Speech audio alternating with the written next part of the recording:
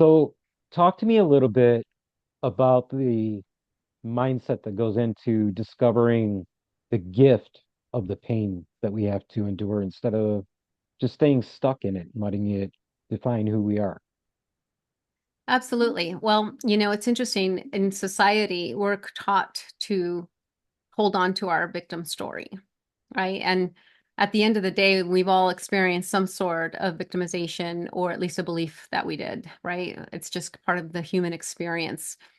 But what we are not taught to see is the magnificence of the human being that's listening to this podcast right now who's got back up, right? In those depths of darkness, in those moments where you got knocked down so far that you thought you couldn't go anymore, there was a part of you, something that had you get back up.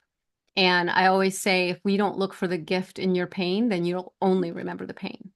So on the other side of the depth of your darkness is the brightness of your light, but you have to seek it, right? Because no matter how dark your moment was or is, there's a beautiful, brave soul that's getting up another day, that decides to still, say thank you to the Starbucks lady, that decides to still spread kindness. And those are the parts that there's resilience, there's courage, there's perseverance that we're not capturing because sometimes we feel so down. But trust that it's available. There's always light in the dark. Remember, darkness isn't real. It's just the absence of light. So the more you tap into your light, the more that darkness will diminish. But sometimes when it gets so heavy, it gets bigger than what we think we can move through. See, I love where you started that because I think going back down the stoic path that actually, as I crawled out of the woods that morning back to my truck, reminds me exactly of that moment, sitting there in that darkness and then hearing, a line from Marcus Aurelius where in the meditations he's talking about how bad it is, all these horrible things are going on that he's got to deal with. But then the very next line he says, no, actually, it's a good thing all these things are happening Mm. because not only am I getting the opportunity to take care of them and learn about myself, but nobody can handle these events the way that I'm going to. That's right. And I think that inner strength was really probably one of the very first planks that went down in order to build that bridge from the victim story to now the hero's journey. And then, another one of my heroes, Daniel Boone, you look at his story, and there's so much adversity and so many times that he could have just sat down and said, all these people have taken advantage of me. I'm not doing anything else. But then he continued to push forward and he treaded into all this new ground and, laid the pathway for all this amazing growth and evolution and the things that we enjoy nowadays. Mm-hmm. Yeah. And how sad would it be to let those hard moments take us out? I think that for anybody that's been through it and is on the other side, or at least still walking, still going, um, what if that was your contract with God, spirit, source, whatever you believe, right? What if you said, you know what? I want to understand forgiveness. That's what I want my life journey to be. And so God's okay, great. That's awesome. Let's get you ready to go down to earth and experience forgiveness. But wait a second. If you're going to experience forgiveness, well, you're going to need something to forgive. And then another little soul raised their hand and they said, I'll be that for you. Right. And in that context, you're like, oh, so my father that abused me actually signed up for me to find forgiveness. Oh, the boss that treated me unkind. Oh, the ex that freaking gutted me. Oh, they all signed up for me to find forgiveness. Right. Because the deep layers of that pain, it's like, so one of the hardest things to do is forgive the person that never gave you the apology. Right. But one of the myths about forgiveness is that it's letting the other person off the hook. And that is not what it's doing. Forgiveness is for us because who we are is love innately. If we're in unforgiveness, we're in a level of suffering because in our minds, we're like, that shouldn't have happened. And if you say that, you're in an argument with the reality that it did. When my little brother, my older brother was murdered when I was 30 years ago. My little brother was murdered as of 2 years ago, actually last week. When that happened, I thought, no, I already lost a brother. I checked that box. That's my dark night of the soul. I already did that. There's no flipping away. This is in my space now. How could this be? Right. And I felt a fury of rage for a lot of things. And I don't usually go to rage, I go to sadness. Right. But this time I felt rage. I was mad at the guy. I was mad at Compton. I was mad at my brother. I was mad at society. I was mad at all of it because I'm like, how could this be happening again? But what I got in that moment, because I'm in constant asking God in the universe, okay, well, if this is the reality that I'm experiencing, then what do you want with me? How do I do this? If both my brothers are meant to be taken, what do I do with this pain? And so now my purpose is to alchemize people's pain into something beautiful, into power, into purpose. And so the answer was I had to eat my own medicine. Just like, oh, Jesse, you're going to help people find light in the darkest moments. Well, okay, here's your dark moment. Are you going to do it? And I promise you, had I not had and cultivated the tools that I did at this time, I could have gone dark. I could have gone angry. I could have gone, this is not fair, right? I could have gone to all of it because all of it's true. But what I know is if I do that, I sign up to suffering, right? Because the reality is this is my reality right now. So I'm going to look for the light in the darkest moments. And in my deep moments of sorrow, I was able to see my family showing up in a way that they never have. I was able to see his daughters, three of them who didn't know each other, the different mothers who had met for the first time, act like they grew up together. I was able to see that people were posting how he did something that helps them shift their lives.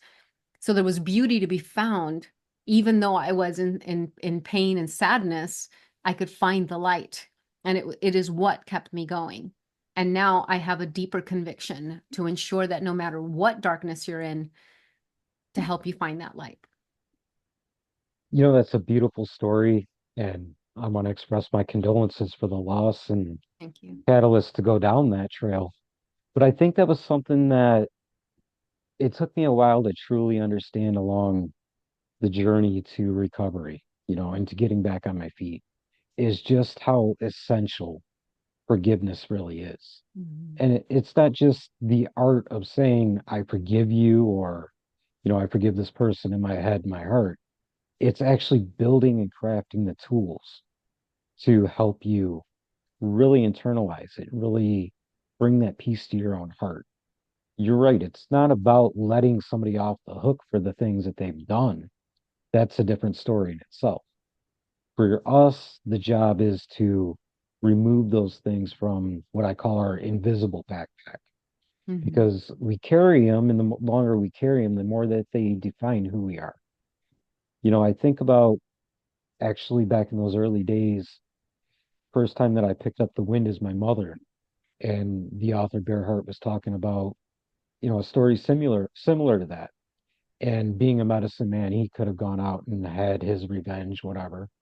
But instead, he sat with it for a while, and he just kind of put it in the hands of the spirit, the creator, and let him take his course, because to honor himself and to fulfill his purpose was to release it, to not carry it. Mhm. And that's something that's very difficult for a lot of us to really wrap our hands around. We want to say, I forgive you, and this and that, but then 3 weeks later, we bring it back up. Right. And I want to talk a little bit deeper into some of these tools that we can develop to where, 3 weeks later, that's not a conversation that comes up at the dinner table. Well, one of the methods that I've developed to really embody forgiveness and not just say it. And for some, it'll be hard to hear, right? So when it comes to forgiveness, if you look at the divine order, right, I think that there is a precision to our life experience. There's a divinity in all of it. There's a divinity in my father's abuse with me. There's a divinity in my ex's abuse with me. There's a divinity in all of it. Even the people that came and murdered my brothers. Like there's this divine choreography.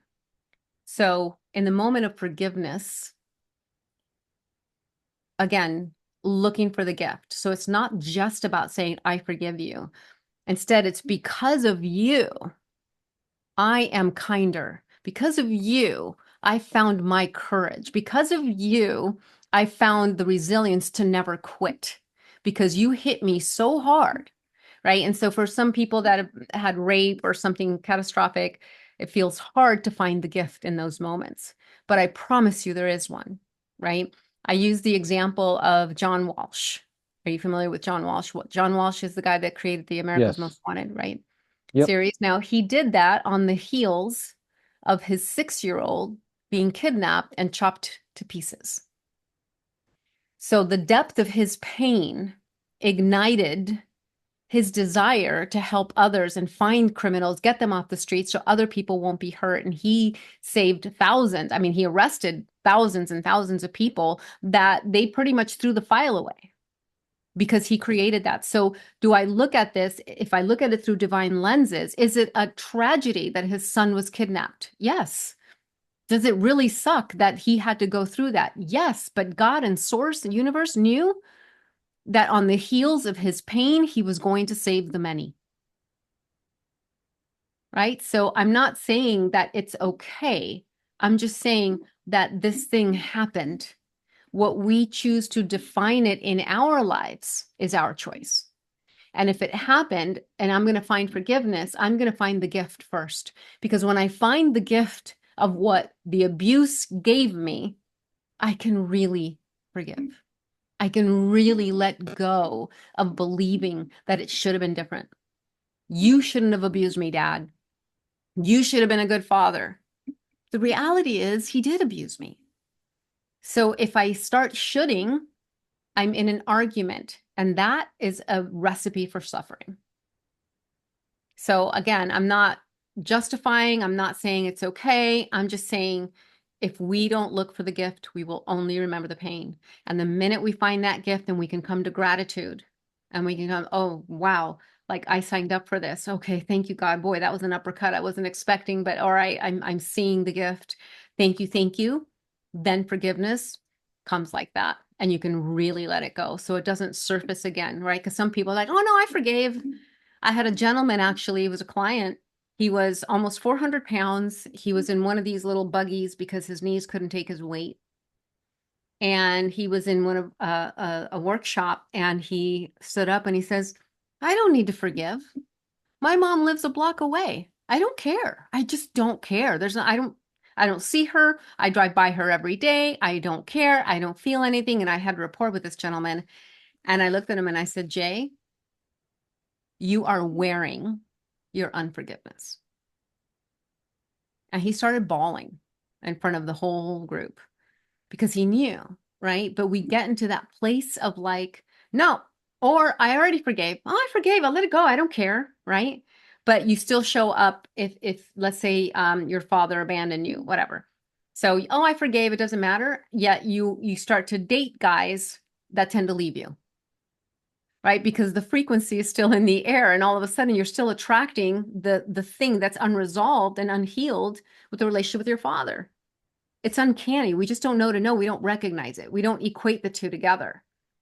But when I sit in that seat and I'm looking at it all, I'm just like, okay, here's where what's happening today that you're limited in is because of something over here. Let's unpack that and heal it, forgive, so that we can start to live our greatest life. And what brings to mind is the old Ojibwe story about the strawberry, because obviously visual reminders and metaphors are very helpful along all these journeys. And it was a story about, two young boys that would always go play around on this mountaintop that their parents had told them not to. And one day, one of the boys fell off the mountain and died. So his brother carried that shame for years and years and years, and he beat himself up over it, returning to that spot every day. And when he showed up one day, that morning there was a strawberry that had grown bigger than any other thing on the ground and resembled a heart. And when he sat down and he meditated around it, he got his brother to basically tell him, hey, I forgave you. So now it's time to forgive yourself.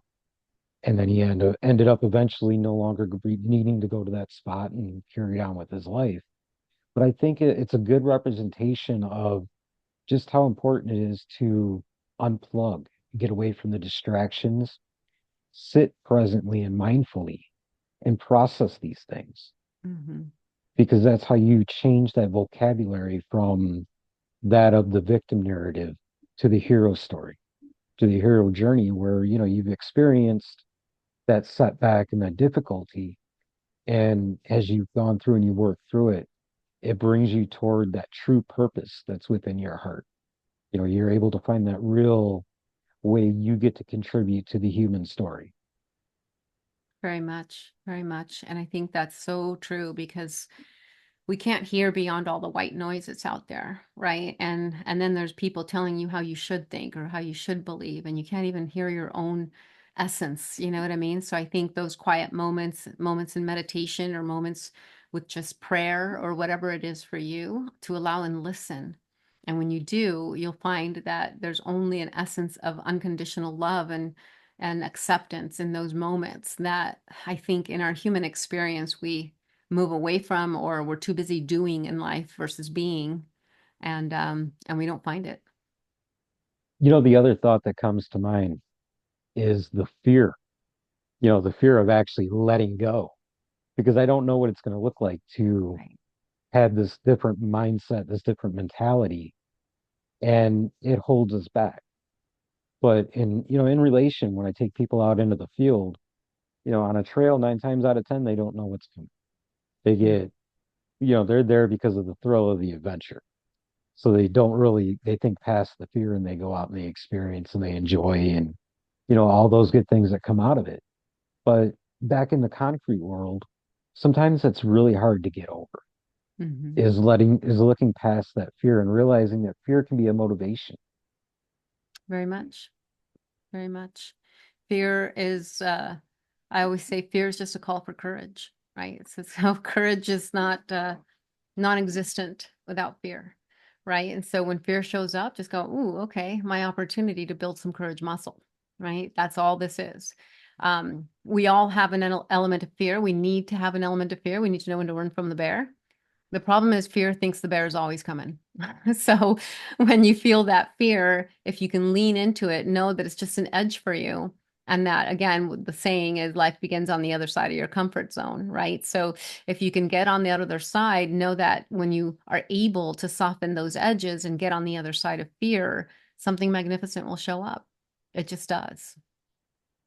Well, it's like climbing, a flight of 200 stairs to get that beautiful scenic overlook, and just how breathtaking it is, especially when you get there around sunset Mhm. and you get to enjoy that. But then you look back down and you go, I never would have got here if I didn't just put my head down and go through, knowing that every single step that I've taken along however many mile a trek it was prepared me to Mhm. go up. Yeah, it's made me tired, especially with the extra weight of the backpack. But I came this many miles, I can go up that flight of 200 stairs.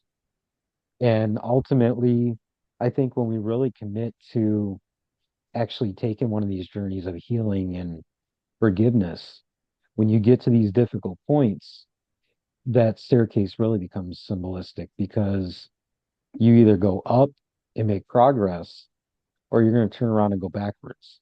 Mhm. And that 9 times out of 10, that journey back to the truck is even harder. It's more Right. difficult. Yeah, very much. And again, see fear as an opportunity. I always say when fear shows up, just get a little grin on your face and think, ooh, I must be up to something big. Because here's fear showing its face, right? And then just love on it, say thank you. It's kind of like if you're going to, get to your car and fear shows up and says, ooh, don't go down that dark alley. It's dangerous, right? It's just like, okay, thank you. But if I don't cross the alley, I'm not going to get to my car and I'm not going to get home. So thank you, fear, for the information. I'll be cautious, but I'm still going. Right. So it's about just knowing that that part of you believes it's keeping you safe. But what ends up happening oftentimes, it isn't keeping you safe, it's keeping you small. It's keeping you in your stuckness, in your familiarity, in what you've learned to tolerate, right? And what you've normalized. It's like I had a client who she had a very tumultuous life, but she had a son that was very loud and he brought a lot of drama. a lot of drama to the family and to her. And fast forward, now she's living with her daughter, and brother's kind of out of the picture, and she creates drama for everything. I mean, they overcharged her $1 at the store, or, the mechanic said it's this, and they lied. And it's just like she sees through these lenses, and then she throws fits, and it's just like, wait a second. Like, it's like she doesn't know how to live without drama. And so she calls it in, she brings it in. And I'm like, wow, like, do you even know how to live in peace? She had normalized just drama and explosions and fits of crying. And I'm just like, wow, like, so her daughter had a tough time with it because her daughter spent a lifetime cultivating peace. And now her mom enters the picture, and there's all this drama going on. She's like, what in the world? Why do you see through these lenses of everything's wrong? And justifyingly, she had a lot of things go wrong, but she had normalized this behavior so much that she didn't know how to deal with just quiet, just silence, just peace. And so we have to pay attention to that. Sometimes we start to normalize our lives and we don't believe it can be different, but I promise you it can. It absolutely can. It all comes one step at a time. And the Mhm. beautiful thing about it is the fact that all the resources you need to get there are already within the world around you. You know, bringing yourself back to center, finding that balance by letting go of all those excess things within the backpack and paying attention to that self-talk, the way Mhm. that you're being more open and honest with yourself is how you craft the tools to take those elements of the environment around you and put them together in a way that transitions you from survival mode into thriving and really living a life of purpose and intention, I think. Very much. As our time comes toward the end, though, I want to give you an opportunity to let people know how they can get in touch with you, what you got going on, coming up, all that good stuff. Sure. You can go to iamfiercegrace.com. There, it'll give you different ways that you can work with me. Just know that there's a button in there to chat with me. I offer a free consultation. Let's just get together and talk and see if there's anything I can support you with. I'm happy to do so. If not, I'll guide you to someone that can. I offer that. And also, I want to offer your audience a free 10-step guide to freedom. Uh, uh, it's a free like ebook that they can look at and go, no matter what your situation right now, it'll give you steps that you could take right now to create freedom in your life, to create a life you want to live. And because sometimes we can feel that nobody understands what we're dealing with, right? Nobody knows. No, you don't understand. I'm trapped, or there's nothing I can do. And I promise you there is. Having been there myself, where I thought death was my only option. If somebody would just blow the red light, I could be done with this life because what I'm living is not worth it. To coming to a place of like complete enthusiasm and love of life, so can you. So know that in those moments, I thought that was the only answer. Divorce wasn't an option, and my kids didn't allow me to attempt suicide because I wouldn't do that to them. But I was hoping somebody would just do it for me. And I was hoping maybe his plane would crash and then I could be a widow because that would be okay. Right. And then I had shame and guilt over that, how horrible I am to think such a thing. Right. But again, that's what the mind does. It does this convincing that there's no other way. And I promise you there is. If you got a heartbeat, there is something you can do right now to shift your situation and to have the life that you deserve. I was actually reading that guide before we got on our call, so it's actually very helpful so far as much as I've gotten through it. Awesome. I'm very grateful that you offered that to the listeners. It's been a wonderful conversation. It's been a lot of fun to, I feel like even just break the ice on some of these topics. And Yeah. I look forward to possibly picking this conversation up sometime down the road. Absolutely. Always here for you, Mike. Thank you so much for having me. Absolutely. Thank you.